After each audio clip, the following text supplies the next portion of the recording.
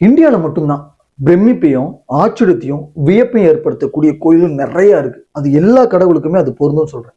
அதே மாதிரி தான் இப்ப நான் சொல்ல போற கடவுளும் ரொம்ப வியப்பையும் ஆச்சரியத்தை ஏற்படுத்தக்கூடிய ஒரு கோயில் தான். இது சில பேருக்கு தெரியும், சில பேருக்கு தெரியாது. அந்த தெரியாத சில நபர்களுக்கு இது நான் சொல்ல போவதுக்கு முன்னாடி நரசிம்மர் இங்க எத்தனை பேருக்கு பிடிக்கும்னா கண்டிப்பா இந்த வீடியோ உங்களுக்கு பிடிக்கும்னு நினைக்கிறேன். அப்படிப்பட்ட நரசிம்மரை பத்தி தான் நான் பேச போறேன். நான் சொல்லக்கூடிய கோயில் வந்து தெலுங்கானாவில் லட்சுமி நரசிம்மர் கோயில் அப்படின்னு ஒரு கோயில் இருக்கு. இந்த கோயிலை பத்தி சிறப்பா சொல்றதுக்கு என்ன, ஏகப்பட்ட நரசிம்மர் கோயில் இருக்கு. இந்த கோயில் அப்படி என்ன ஸ்பெஷல்னா, இந்த கோவில்ல லட்சுமி நரசிம்மர் உயிரோட வாழ்ந்துகிட்டு இருக்கதா சொல்றாங்க. அது எப்படி உயிரோட வாழ்ந்துகிட்டு இருக்கதா சொல்றாங்க அப்படின்னா, மற்ற கோவில்கள்ல வந்து மற்ற கடவுள்கள் வந்து ரொம்ப ரஃப் அண்ட் டஃபா இருக்கும். அது கல் மாதிரி இருக்கும், ரொம்ப ஹார்டா இருக்கும். ஆனா இந்த லட்சுமி நரசிம்மர் கோவில்ல நரசிம்மர் வந்து ரொம்ப சாஃப்டா இருப்பாராம். இந்த இடத்துல வந்து நம்ம பூவை வச்சு அழுத்தணும்னா உள்ள போகுமா, ரொம்ப அழுத்தணும் அப்படின்னா இந்த இடத்துல இந்த ரத்தம் வடியதாகவும் சொல்லப்படுது. அது மட்டும் இல்லாம சில நேரங்கள்ல இந்த லட்சுமி நரசிம்மர் வந்து பிரீத் விடுறது, அதாவதுன்னா மூச்சு விடுற தன்மையை நம்மளால உணர முடியும் அப்படின்னு சொல்லி இந்த கோயில சொல்றாங்க. இதோட சிலை எங்க இருந்து எடுத்து வந்து ஒரு அடர்ந்த காட்டு பகுதியிலிருந்து இந்த சிலையை எடுத்து வந்து வழிபடுறாங்களாம்.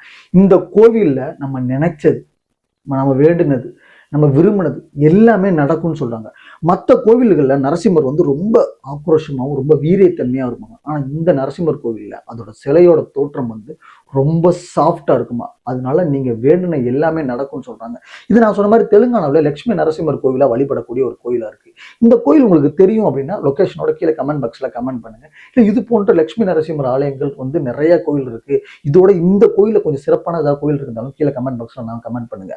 நான் எதுக்கு நரசிம்மர் சொல்றேன் அப்படின்னா, நரசிம்மர்னாலே ரொம்ப பயமும் ரொம்ப ஆக்ரோஷத்தை வெளிப்படுத்தக்கூடிய ஒரு கடவுள். ஆனா அது இன்னைக்கு வரைக்கும் ஒரு கோவில்ல உயிரோட வாழ்ந்துகிட்டு இருக்கதா கேட்கும்போது எனக்கு ரொம்ப வியப்பா இருந்தது. அதனால இந்த பதிவு. அது மட்டும் இல்லாம இந்த கோவில்ல ஒரு பெரிய ஸ்பெஷல் என்ன அப்படின்னா, இதோட தோற்றமே வந்து ஒரு மனிதனோட தோற்றம் மாதிரியே இருக்கும் அப்படின்னு சொல்றாங்க இந்த நரசிம்மர் கோவில்ல.